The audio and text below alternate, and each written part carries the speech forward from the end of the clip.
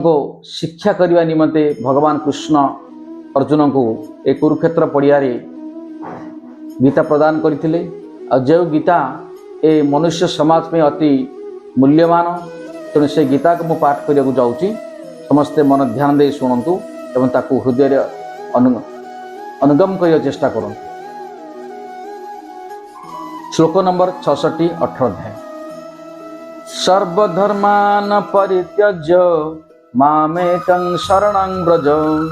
अहं त्वं सर्वपापेभ्यो मोक्षयिष्यामि मा शुचः। भगवान कौन कहते ना सर्वधर्मान परित्यज्य सबु धर्म परित्याग करी मामेकं शरणं व्रज तमे मो चरण कमल आस। यार पूर्व श्लोक कौन भगवान कहते अर्जुन को ना मनमना भाव मत भक्त अर्थात मत स्मरण कर मोर भक्त हुओ मत पूजा कर आ मत प्रणजन ताहले जाई तमे मो धाम को आसीबो। ए भगवान ये 66 श्लोक कौन कहते देखो आ टिके भगवान ये मोडिफाई करदे कौन कहले ना सर्वधर्मान परित्यज से कहले मत प्रणाम जनाओ से मत पूजा कर। हाँ केते 65 श्लोक कहले कि 66 श्लोक कहते कि तुम सब धर्म त्याग कर दियो तमें सब धर्म त्याग कर कौन से धर्म रखा दरकार नहीं केवल सनातन धर्म को ग्रहण कर। भगवान कृष्ण स्वयं कहते अर्जुन को ये अर्जुन ये सब धर्म को परित्याग करने कहिए कौन से धर्म पृथ्वी पृष्ठ रहा केवल सनातन धर्म है कृष्ण धर्म आ जे सनातन धर्म मार्ग में आसो से शुद्ध वैष्णव बोली गणा जाए। तेणुक भगवान कृष्ण अर्जुन कहते जे सबु धर्म परित्याग कर कौन सी धर्म रखा हम ना आ कौन ना मामेकं शरणं व्रज सर्वधर्म परि समस्त प्रकार धर्म त्याग कर केवल मो शरण आसब मामेकं शरणं व्रज मोर चरण कमल को तुम आसब ताहले कौन हम ना अहं त्वं सर्व पापेभ्यो। आमर सबू समाज रे एबे भी अनेक भक्त अछंती मनरे भय भ्रांति देखु किछि भक्त वैष्णव धर्म आचरण कला परे भी मन भितर देवादेवी पूजा आसक्ति जमी रही टालती कहे जदि मु देवादेवी को छाड़ दिए पूजा ताहले से मो उपरे क्रोध करेंगे तेणु से भय मो घर को विपद आसो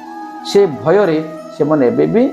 किसी देवादेवी पूजा कर डर भय पूजा कर भगवान ये कौन कहते सबु धर्म छाड़ जो सबु धर्म छाड़ जो मो चरण कमल को आसो ताहले कौन कहते ना अहं त्वं सर्व पापेभ्यो सबु पापरू मु तुमको मुक्ति करदेवी। आ कौन कहते ना मुख्य ईश्यामि मा शुचः तुमको सबु धर्म सबको पापरू मुक्ति करदेवी तुम्हें भय कर ना। केड़े सुंदर भगवान बुझाऊँ स्वयं धरापृष्ठ आसिकी कुरुक्षेत्र पड़िया अर्जुन को बुझाऊँ युद्ध सरी समग्र विश्ववासी गीतावाणी ग्रंथ भी लिखाला आ समस्त घरे घरे पहुँचा भी उद्देश्य दिगला सबू है बाद कलिजुगे लोक मैंने शास्त्र को बा ग्रंथ को ग्रहण करूना आ ग्रंथर उपदेश को मानुना तेणु यहाँ कलिर घोर कलार मनुष्य गति करुच्ची। तेणु दयाक समस्त भक्त मान विनम्र अनुरोध समस्त घरे खंडे खंडे गीता किणी रखु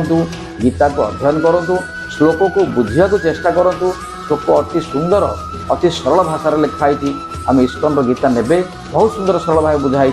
आपड़ समस्ते बुझीपारे आउ से बुझा सत्वे आम प्रतिदिन दैनिक कार्य ये श्लोक को ये श्लोकर महात्म्य को बुझिकी आम चलीपर देखिए जिते समाज जिते ये धरापृष्ठ जगत में बाधा विघ्न आसुची बाधा विघ्न आसो ना आ भगवान को चरण कूल आम जो आशीर्वाद होगा आहरी बाधा विघ्न आसवानी जिते समाज में जन्म है मात्र के बाधा विघ्न सब 24 घंटा आप पीछे बुलूची क्या माया देवी ये मायांकर आधिपत्य बेसी ये ब्रह्मांड में माया देवी आधिपत्य बेसी कहीं ब्रह्मा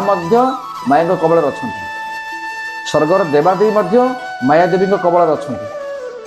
तेणु ये 14 भुवन अच्छे ब्रह्मांड आम 14 भुवन 14 लोक ये 14 लोक माया देवी प्रभार अच्छा तेणु ये कहीं फिटिपार ना आ मनुष्य कौन फिटिपार तेणु ये मनुष्य को उद्धार करने जो भगवान आसती ए धरापृष्ठ को 14 लोक उद्धार करके आसती खाली पृथ्वी पृष्ठ नुह कि स्वर्ग नुह समस्त जो पृथ्वी लीला करती स्वर्गर देवादेवी आसती किन्नर मान आसती समस्ते आसती आउ ब्रह्मलोक ब्रह्मा आसती हाँ ऋषि लोक ऋषि मान आसती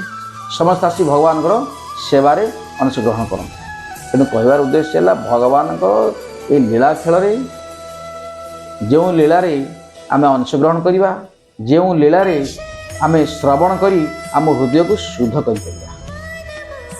तेणु से ही श्रीमद् भगवद गीता को अध्ययन करूँ भगवान लीला सब स्मरण करूँ देखिए आपण मान हृदय सफा हो हृदय निर्मल हो भगवान सेवा कर आग्रह आसो ताजे आप भगवान धाम को जीवाको आपन को सहज कर आम भगवान किसी जानी विपद पड़े भगवान आम आप उद्धार कर उद्धार करी जो भक्त सारा दिन राति कष्ट करी भगवान को पाइबा व्याकुल हो कथा बुझे ना आप हठात विपद पड़े भगवान मत उद्धार कर आप कथा बुझे तो ये सब पार्थक्य आम बुझा पड़ो कहीं भगवान आमको देते बुझा शक्ति।